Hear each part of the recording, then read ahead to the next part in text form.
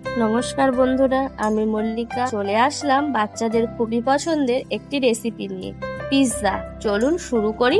প্রথমে একটি কড়াইতে সামান্য তেল গরম করে ডুমো ডুমো করে কেটে রাখা পেঁয়াজ, টমেটো, ক্যাপসিকাম, সামান্য পন দিয়ে নেড়ে চেড়ে সবজিগুলি হালকা ভেজে তুলে রাখলাম।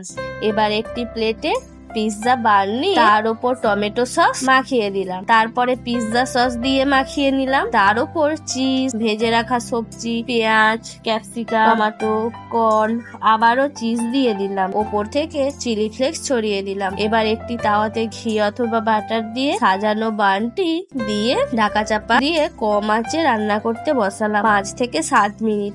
5 মিনিট পর ফিরে আসলাম। এবার তাওয়া থেকে নামিয়ে ছুরির মাধ্যমে কেটে গরম গরম পরিবেশন করুন পিৎজা। দেখুন, এটা দেখতে পুরো দোকানের মতো হয়েছে, খেতেও খুব ভালো হয়। আপনারা বাড়িতে একবার বানিয়ে দেখতে পারেন, বাচ্চারা খুবই খুশি হবে।